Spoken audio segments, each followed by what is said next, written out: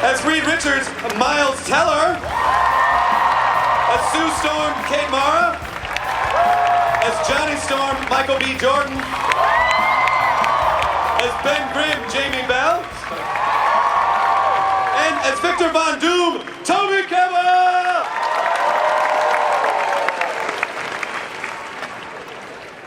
No, it is a lot of people. Welcome back. Toby, second time today. What? What do you love? Me too. Who is that? Oh, you love Kate. All right. Well, don't be creepy about it. All right. Take it easy. Welcome, everyone. Okay. Fantastic Four. Josh, let's start with you. Yes, sir. So, why... Hi, everybody. Hey, this is Josh. Hello. This is Josh. He directed this movie. I have not been to Comic-Con since I was 15. Really? Yeah, I stopped coming because it became too Hollywood, so ironically I'm like... So now you're part of the problem. Yeah. Pretty much. So here I am. Hello, everybody. But it's good, it's nice. If it hadn't become this, then we wouldn't get, like, you know, huge budget Fantastic Four movies. Absolutely. So why was it important for you, Josh, to take on Fantastic Four? I've always loved the Fantastic Four ever since I was a kid. I honestly, I never collected the comics because, you know, on the weekend with my allowance, I either went to Blockbuster Video or I went to the comic store, and I always went to Blockbuster Video. So, my love for the characters usually came out of the Marvel encyclopedias. So I just knew the characters really well, and I watched the cartoons. So you know, after we made Chronicle, I wanted to tackle the same subject again, but in a more, as a movie, and not as a found footage film. And I just thought that the Fantastic Four would be such a great opportunity to, as a new film, to explore a side of those characters that I'd never seen before, which is the more tragic origin that kind of, you can kind of see in the first year, the Stan Lee and Jack Kirby Fantastic Four, where it's more of like a monster tale. It's more of a transformation. Yeah. Simon, what was your experience and involvement? They actually, Emma Watts, who's president at Fox, called me when we were finishing Days of Future Past. And I was in Montreal shooting that movie, and she was like, do you want to come work on Fantastic Four? And I also grew up actually loving the Fan Four comics. But I sort of was a little burned out on superhero movies, and I felt like I needed a break. And she said, just talk to Josh. And so we got on the phone, and Josh pitched me his vision of what the movie would be: a more grounded, dramatic, emotional, character-driven story that, like he's been saying, and we said all through photography, like it was more science than science fiction. And that just, it really hooked me. So I wanted to do it because of the way he wanted to do it. Miles, how do you approach Reed Richards? Well, I think anytime you're playing a real person, and I've done it a few times, but no, I consider Reed Richards very much a real person. That there's so much history to that person, and there's just so much material out there. So you kind of want to cipher through a little bit. Josh was sending me books like Quantum Physics for Dummies. For Dummies, yeah. Yeah, and he was sending me all this material. But again, you approach it very, very honestly, and I just loved the opportunity for it. It was not something. I kind of joked around a couple of years ago saying, I guess I'll do a superhero film at some point, and then Spider-Man came and went, and I thought that was it. But just to be a part of this cast specifically with the Fantastic Four. I just think it's really interesting, the people that we assembled for it, and Josh's vision.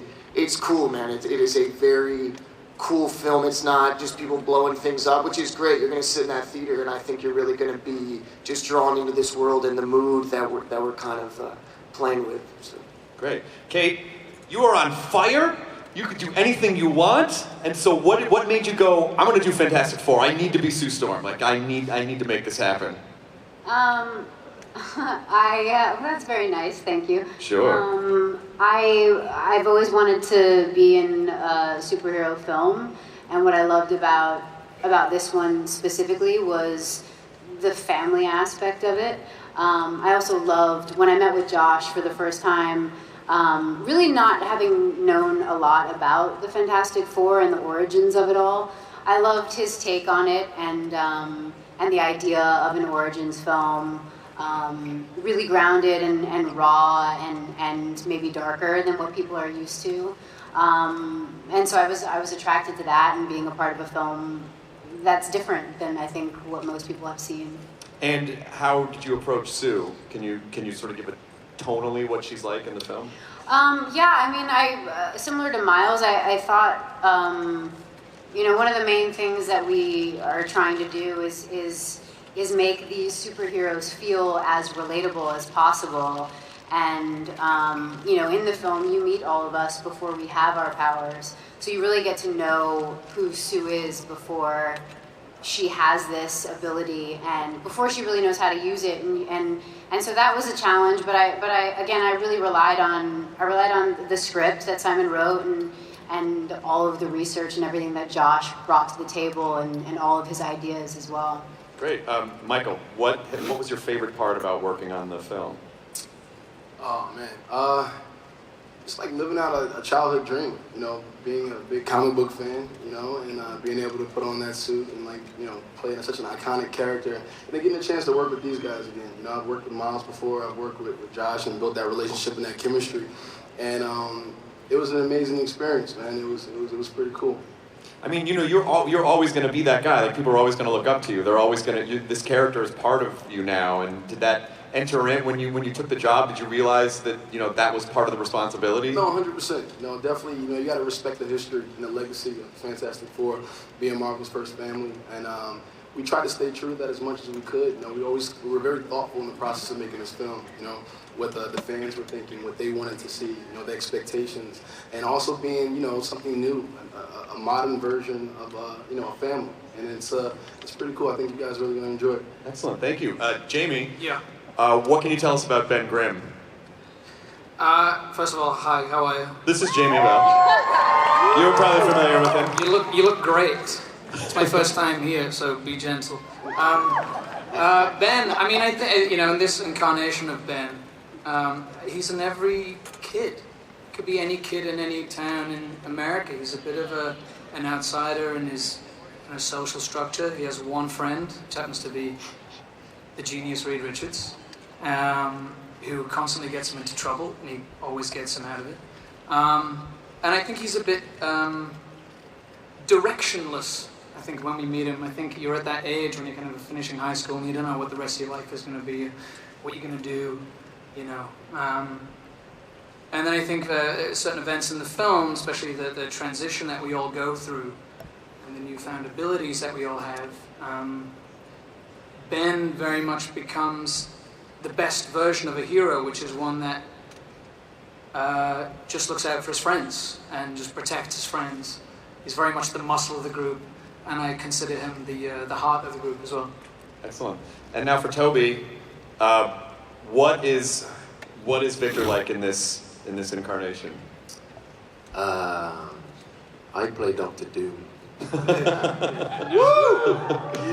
I know you all know Dr. Doom, but he's the best villain of all time in any comic book ever. So okay, why? Why do you think he's the best villain? I think he is because we all think he is. I mean, he is. He's just led by ego. He's Reed Richards might be a little bit better than him, possibly. So I want to destroy him, and I will, and that's a promise. So yeah, I mean, it's just that. It's allowing your ego to run riot and be Doom. What do you think makes a really good villain? Like, what do you think makes people, when you think, well, there's the protagonist and the antagonist, they're supposed to identify with the protagonist, and of course, cheer against the antagonist, but we fall in love with villains. So, like, what is it that you think makes a really good villain? I think it's very relatable. Whenever you lose your temper, there's a part of you that thinks, I should go and apologize. I should go and say sorry. I should do something to make reparation toward what I did. But the best thing about being the villain is you just find a twist so that you're always right. And it's a great way to live. I mean, not in real life. Just as Dr. Doom. Excellent. And so, Josh, Yes. from what I understand, we're going to get to delve a little, like, the origin story is a little more in depth Yes. than in previous versions. So can you Yeah. talk about that for a second? The way that I kind of thought about this is, it's an origin, but it almost works as a prequel to these characters before they become the iconic version of those characters. But for something to work as an entire movie on its own that can, you know, really be about this this group of friends that become a family, and they're torn apart and they're pushed to the brink, and how far they can be torn apart until they, you know, come back together, and just sort of story about strength as a family. So, yeah. And is the movie completely done now at this point? Where are you in the process? I think we're completely done. Yeah, we're. I mean, I'm just out of the mix stage, like literally a few hours ago. So we're. Oh, really? So you came right from mix to here? We're finishing in the next few days. Well, I'm very happy to tell you that we actually have the world premiere of the final Fantastic Four trailer that we're going to show you guys. So again, don't take video. I will turn this. That's good transition.